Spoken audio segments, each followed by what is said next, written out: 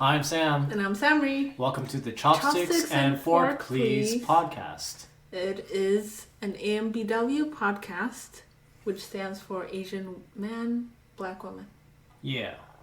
And it just happens to be that I am an Asian man, you're a black woman. Yeah. And we are expressing our own individual opinions. We're not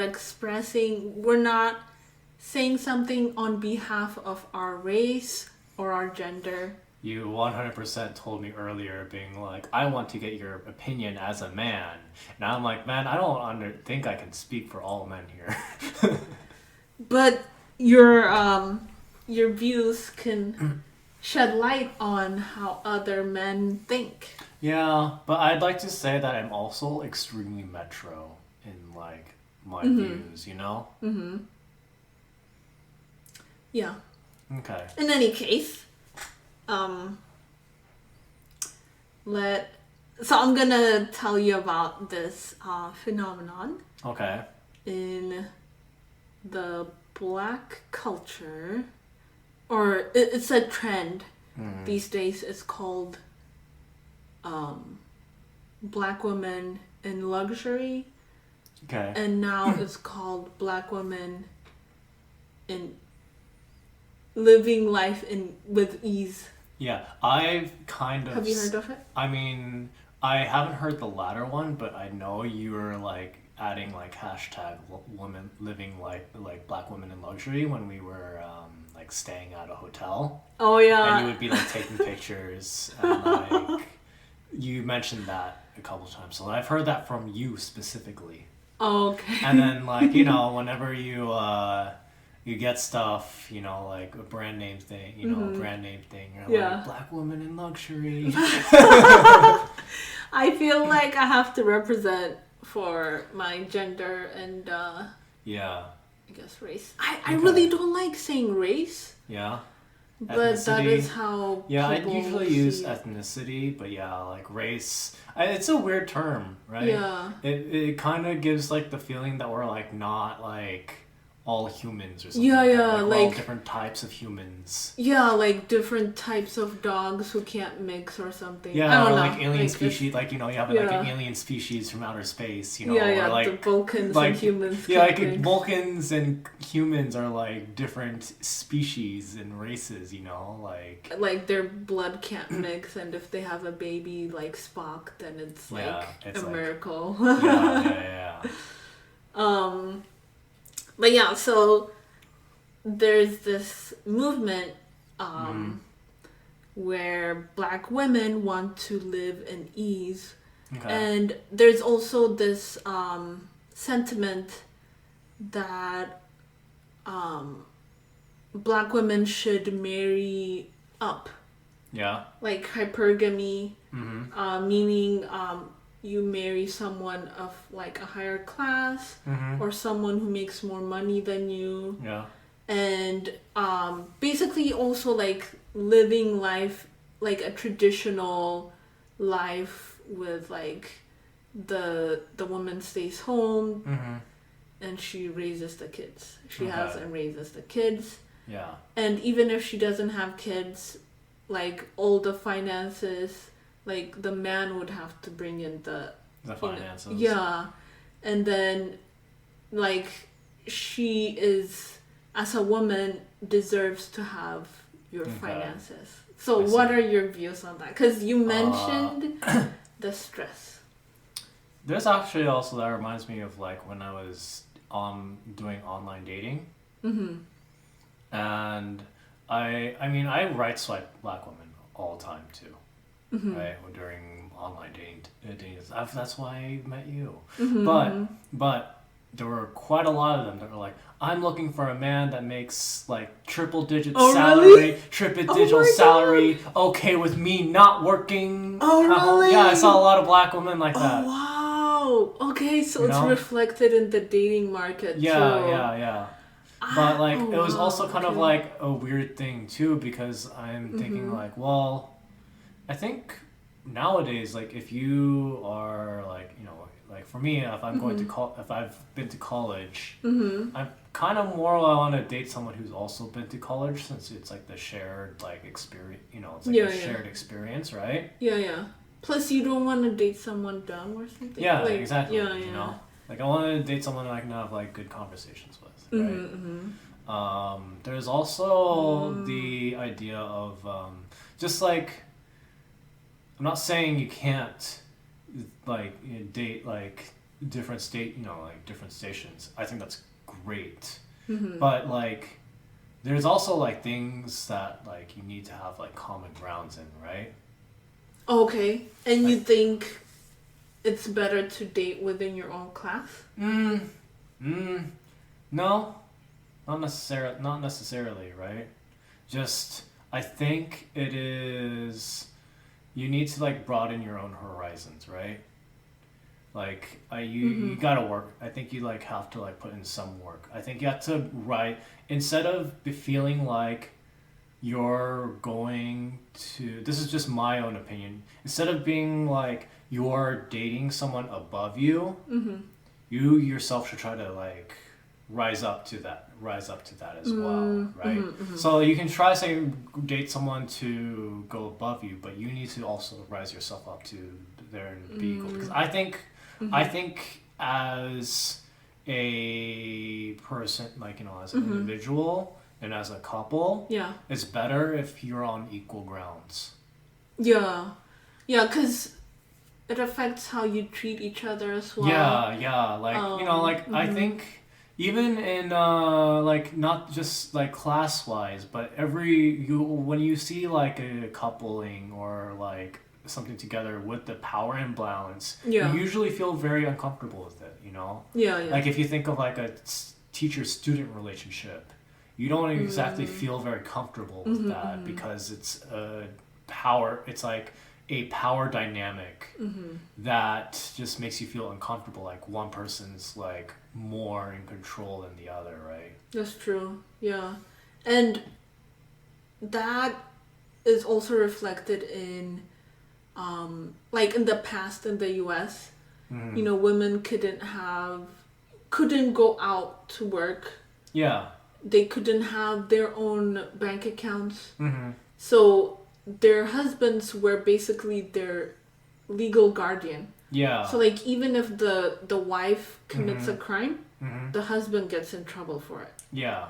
So like we came from that like amount of oppression. Yeah. And also what I was gonna say is during that time, there was a lot of abuse. Yeah. Because like women couldn't escape. Yeah, they can't escape.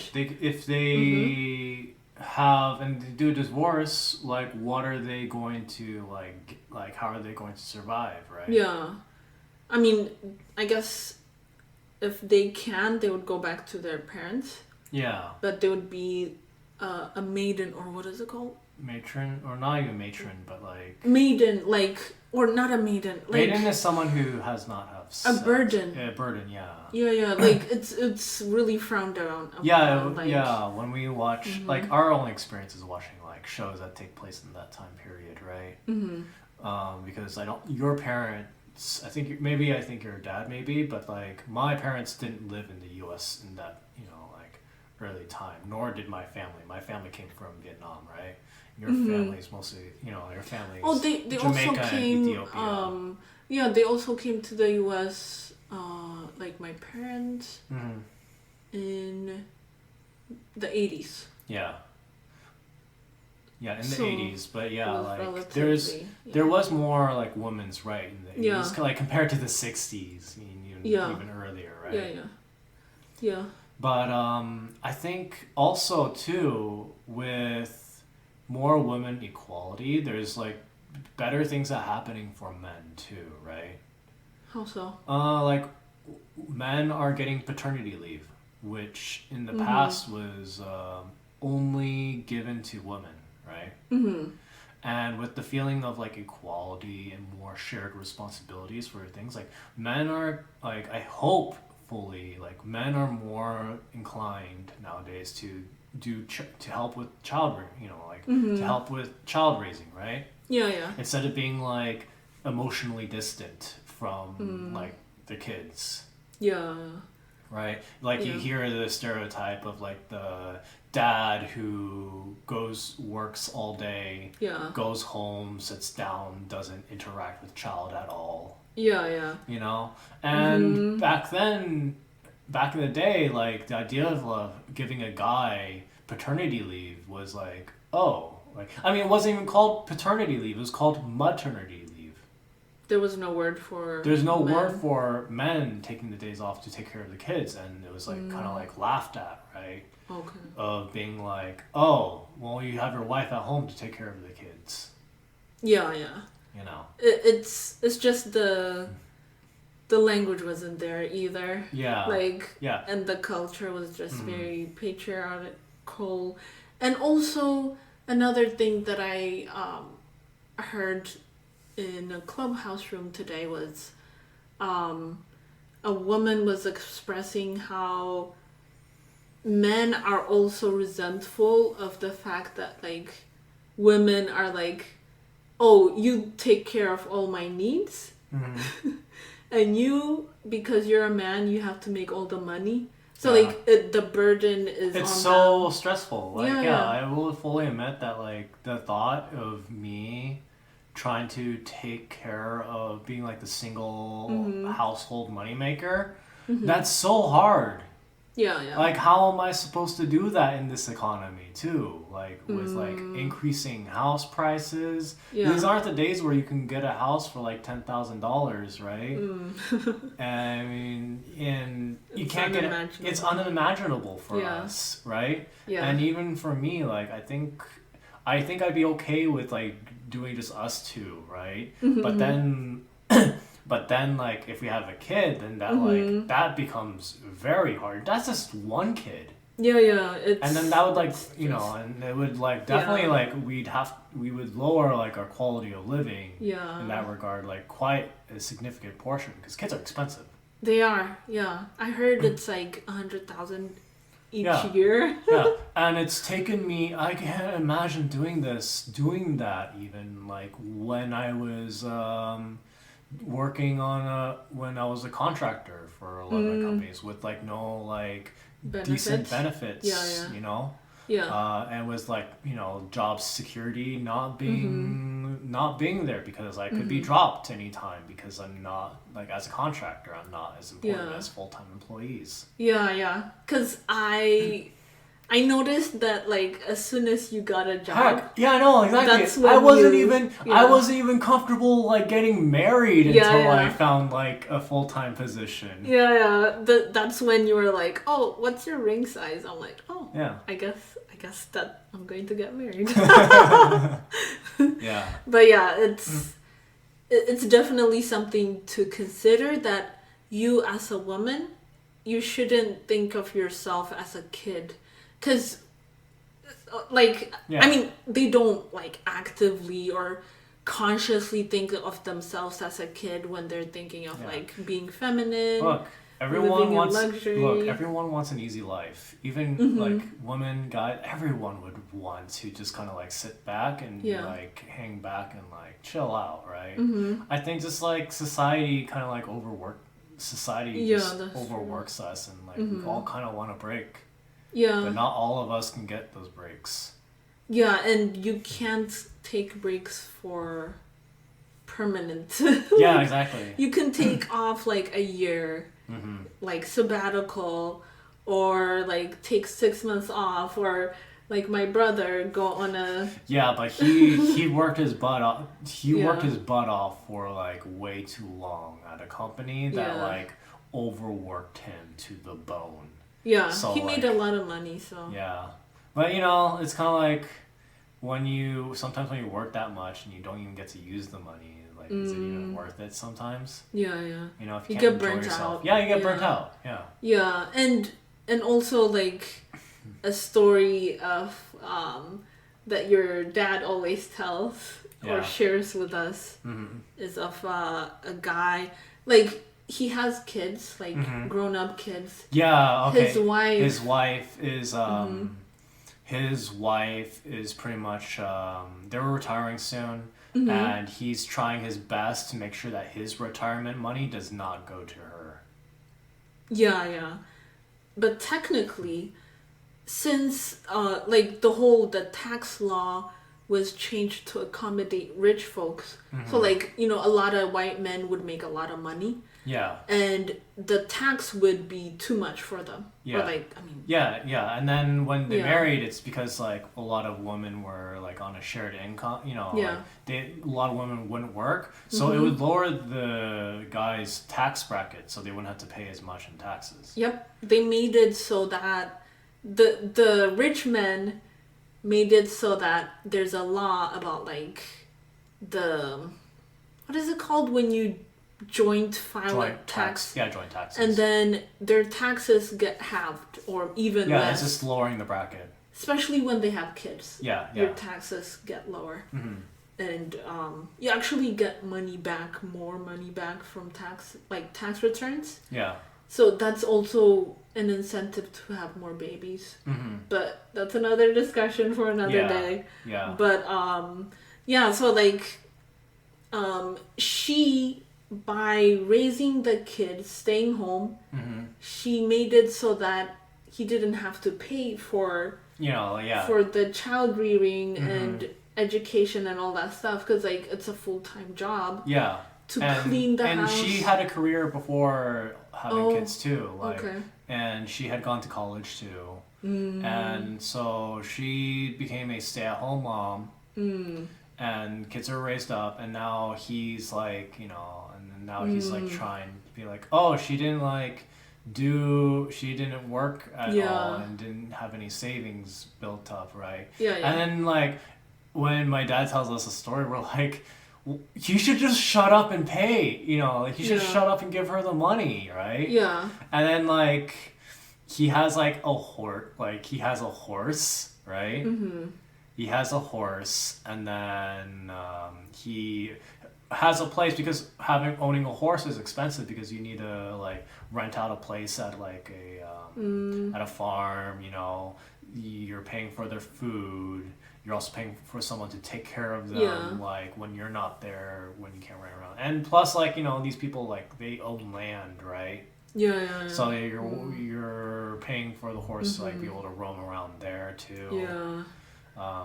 Probably shots if like they get sick, antibiotics, and with like horse dosages, that's probably a lot. The horse vets. Yeah. And so I think it was this kind of a thing of like, where we're just like, why doesn't he just sell the horse? I think my dad mentions like, no, the horse is my partner, my comrade. I thought he also had like he also had a boat. Yeah, he also had a boat. He also had a boat, which is also a very expensive thing to like keep and maintain, you know? So he must be really well off. Yeah. Like, he sounds like he's... Yeah, it's kind of like, it was like one of those things where we were just like, wow, he sounds ridiculous.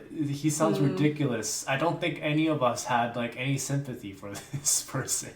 Yeah. You know? So we understand how the wife is like, well... I mean, what's going to happen to her? Yeah, what's going to happen to her? You know, like... Maybe she wants to divorce him or something. Yeah, exactly. You know? Like, maybe she'll get more money that way, actually.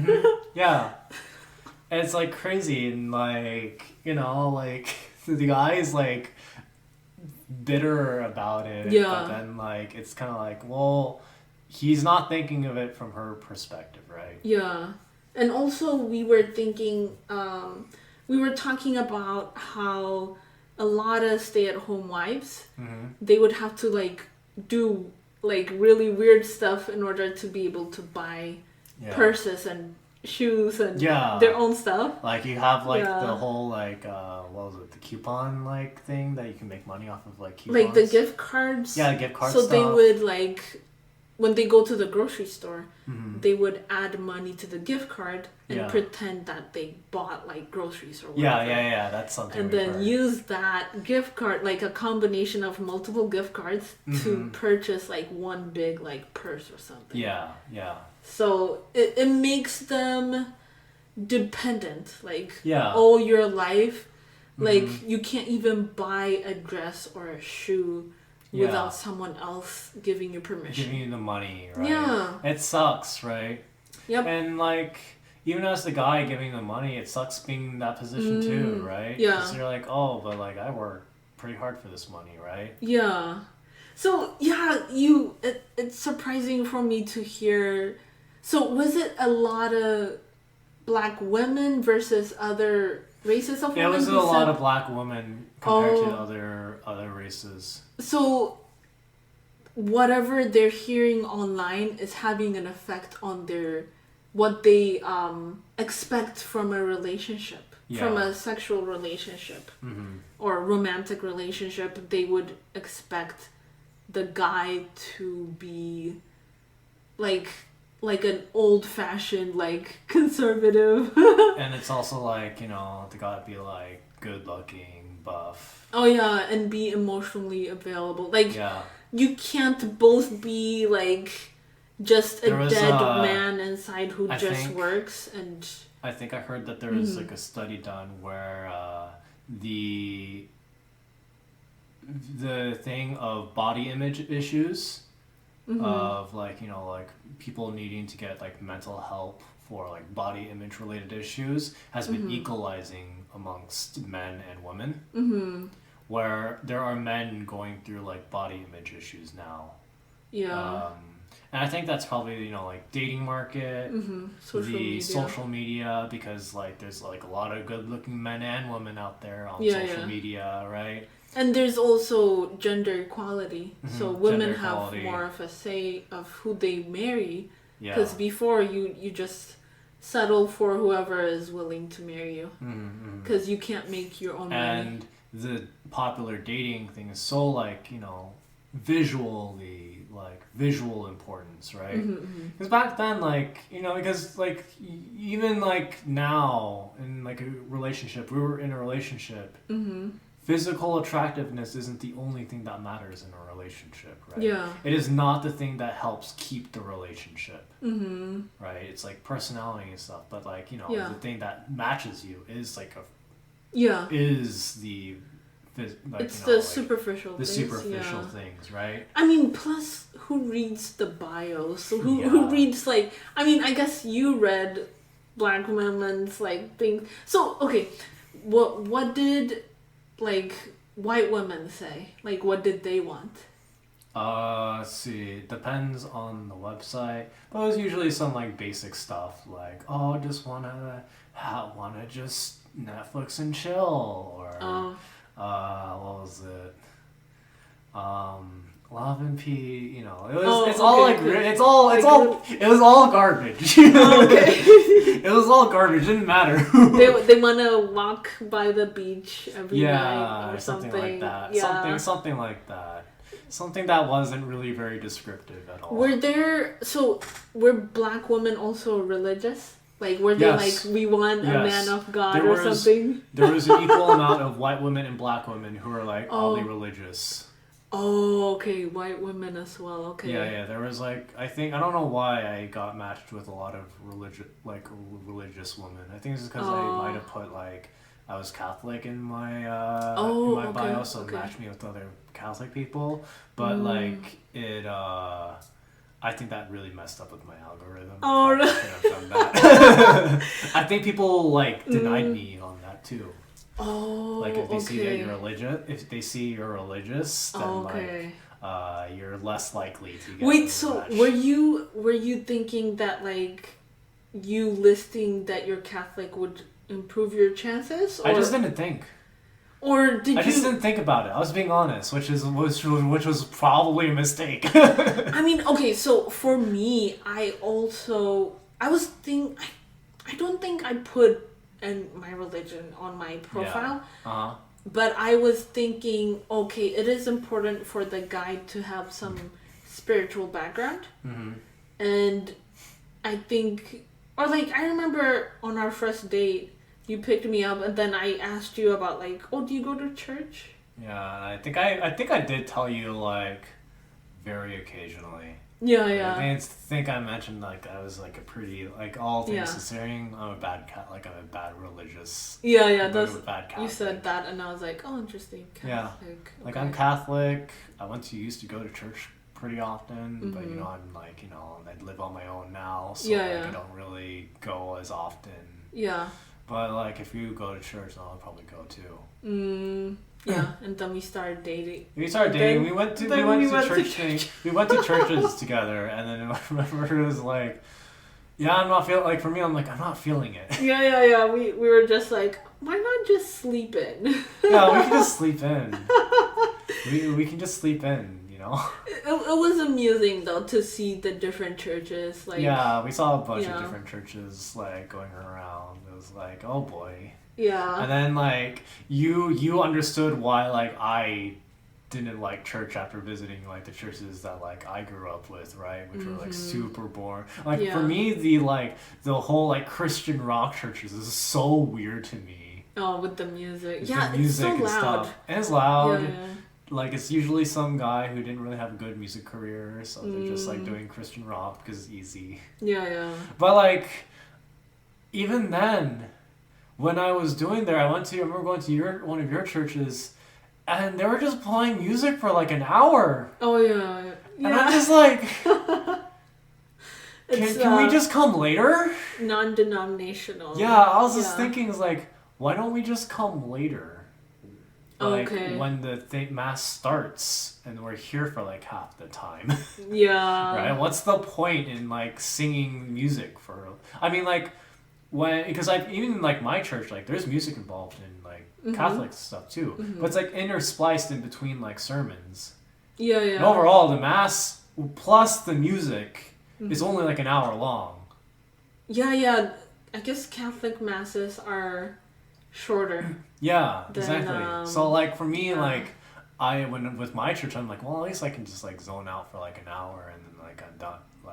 It's like a single. Yeah. It's like a single college lecture. But you would fall asleep all the time. Yeah. Like you would like lean on my shoulder, and I'm like, oh my gosh, this is embarrassing. I have the same problem with college lectures actually. When I like listen to a college lecture, I start falling asleep. Yeah, it's the cadence and the.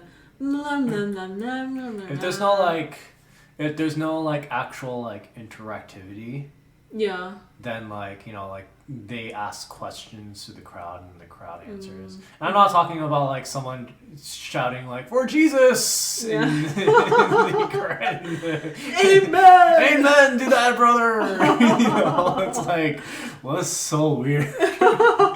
Yeah, I guess that's also another thing that's different in like non-Catholic churches. Because in like Catholic churches, like I think we stay quiet because it's like more respectful. It's like it's the idea of you're being respectful, you're listening, you're listening to them, and you just like don't want to interrupt them, right? Yeah. And then like I was thinking like when people are doing the whole shout outs, I was like, isn't that like super disrespectful? And imagine, so like. In Ethiopian Orthodox churches, they go for the whole day. Yeah, I can't imagine staying. I mean, like there are like in Catholic, there are moments of like doing like long prayers. Okay. Like we do the Hail Mary like 20 times. But like, Hail Mary how prayers. long does that last? That lasts like 1 or 2 hours. I think like for me it felt like 2 hours when I was a kid just waiting because it would be in Vietnamese and I didn't even speak Vietnamese, right? Oh, okay. But I think it like maybe takes like an hour, like an hour. Oh my gosh. Or like you have people who do it for like a day, Oh, okay. You do have people who do it for a day, like, and they fast. Yeah, and they fast. Just so you can go hardcore with it. Yeah. Like. I remember my sister mentioning how, like, when she got taken care of by her grandparents, the grandparents just, like, made her do prayers. Oh, really? Yeah, in Vietnamese. But I didn't speak when I was a kid, I didn't speak Vietnamese, so I just didn't know what they were doing, so I just leave. You just escaped I just escaped it by just, like, not knowing how to speak Vietnamese. They didn't try to teach you? No. Like, I think they did, but, like, I didn't we didn't have like, how are they gonna teach me if, like, they didn't speak English? Yeah, they didn't speak English. They didn't speak English. I didn't speak Vietnamese, so we had, like, zero communication capabilities. So my grandma took care of me and my brother. She didn't speak English. But I don't know how she taught us Amharic, but she somehow we could communicate. Yeah. I have a thing of just like, if I don't really know and if I don't exactly care, I can just tune out from one ear to the other ear. And I think that probably came out through that time period. Yeah. That trained me in being able to just zone people out. Oh, okay. You know? And I was like, I'm just gonna go play in the food pantry and pretend I'm in a starship. And did you have imaginary friends? Yeah, of course I did. Yeah. I think I did too. But yeah. What were we talking about? Equality of men and women. Yeah, okay. So it is important for women to get educated, for one, and to also have your own money. You need to have your own money. Like, no matter how much your husband loves you, or how much your boyfriend loves you, it's good to have your own money. You would want to buy yourself stuff. I like buying you gifts. Yeah. You know? How awkward would it be to ask you for money to buy you gifts, right? Yeah. So... Also, guys, that's also good life goals too. Work hard, make money, get the, make money, spend on yourself too. You know? Like, it's really just like, I personally just want men and women to just be equal. Yeah. You know? That way, there's no power imbalance, there's no resentments and abuses, and you can interact like equals. Yeah, because like even in like all relationships too, like I feel like even like not just men and women, but like men and men, women and women. Yeah. There can be imbalances. Romantic relationships. Any romantic relationship, there can be an imbalance, you know. And I think it's good that like if you find like an equal common ground and like look at each other as equals is probably the better way to go at it. Yeah. Plus, I think the number one reason people get a divorce is like financial. Or maybe that's second. I think there's various reasons. I'm not sure about the exact study on that. I think it's one of the high. But that makes sense, yeah. Yeah. There was stories of, I think, married couples who were for the Vietnamese immigrant population, where like they would just get divorced so that the wife could be on welfare. The husband still stayed at the house. On paper they were divorced, but their family was still together. But they got divorced on paper so they could like get more money from the government.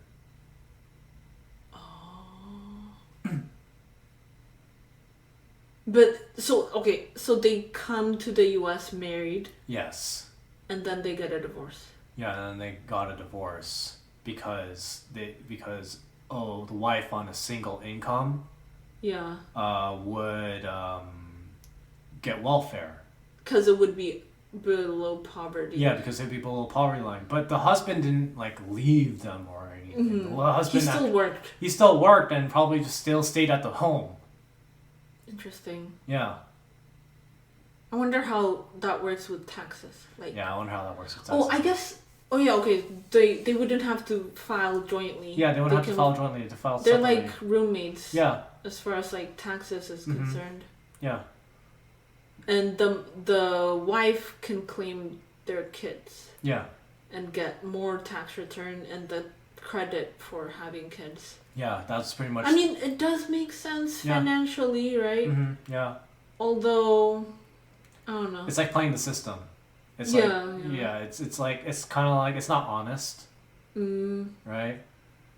Yeah. And then like if you're religious, they become successful?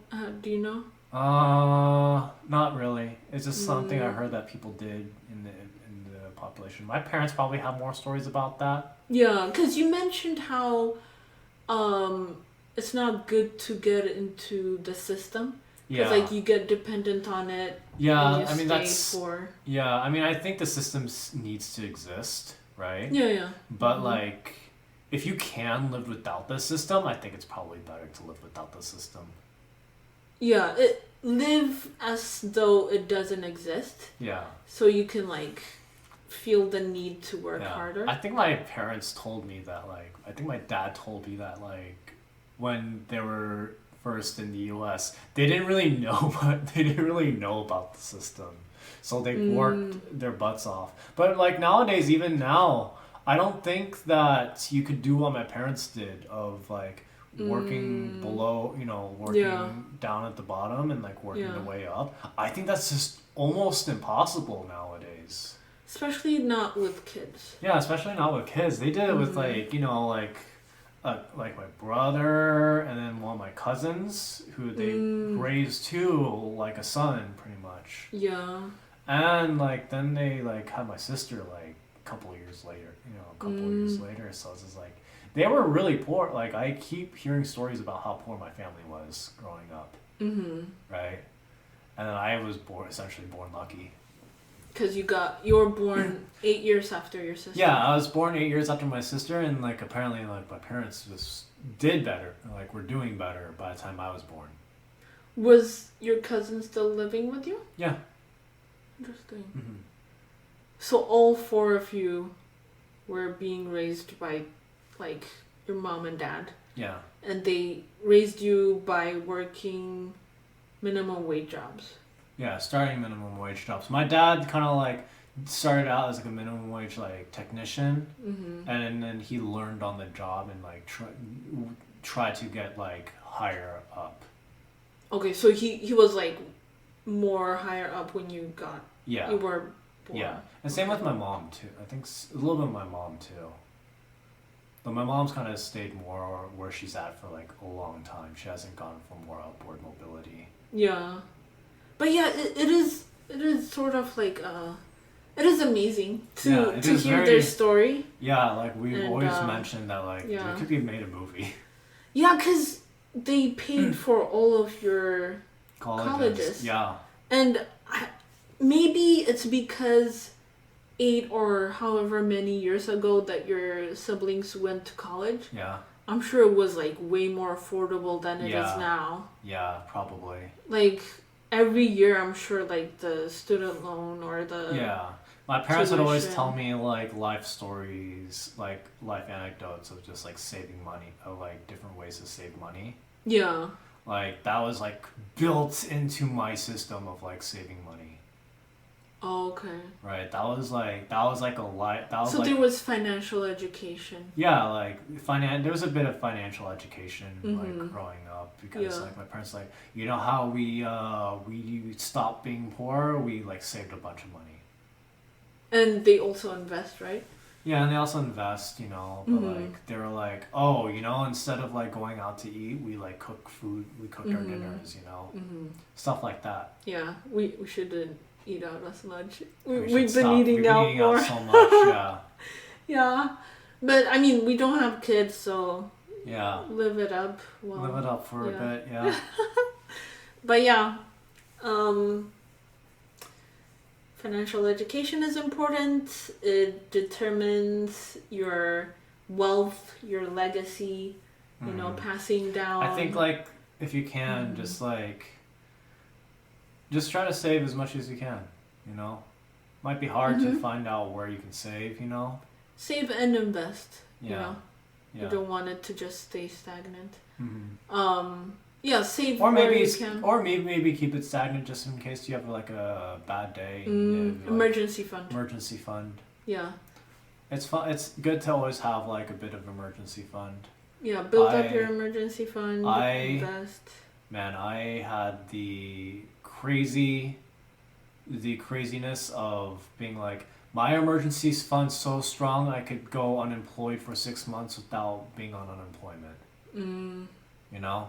Because you saved while you were with your parents. I saved while I was with my parents. I also saved when I was just working. Oh, like after you moved out? Yeah, after I moved out, just like saved, and then like I didn't spend a ridiculous amount of money when I was. You still save? Like, do you like direct deposit into your? Yeah, I direct deposit into a savings account. Okay. Yeah. And I just ignore it. Okay. Pretend it doesn't exist. Yeah, just pretend it doesn't exist. Yeah. That's pretty much my goal, I think, of like, oh, just save it and just pretend it doesn't exist until like a rainy day happens. Yeah, yeah. I've like had a couple incidents, you know, like I get into a car accident and I need to buy a car. And then I'm like, okay, I can buy a car with no problem. Yeah, just buy the whole thing. Yeah, buy the whole thing. No down payment. Not even a down payment. Just buy it whole outright. Yeah. You know. Because you can save a ton with interest rate, like avoiding interest rate. Yeah. And then you know, furnace breaks or something like that. Go and replace it. Yeah. And there was a flooding at your place. There was a flooding at my place, though. My insurance actually paid for that. Oh, okay. All of it? All of it. That's nice. Yeah. Okay. That was nice. That was a real nice thing. Yeah, house insurance. Yeah, house insurance. I had a good house insurance. Yeah. But yeah, thanks for hanging out. Thank you for stopping by, and we'll see you later. 8 people on Clubhouse. All right. Thanks for subscribing. And yeah, I'll see you all later. Bye. Bye.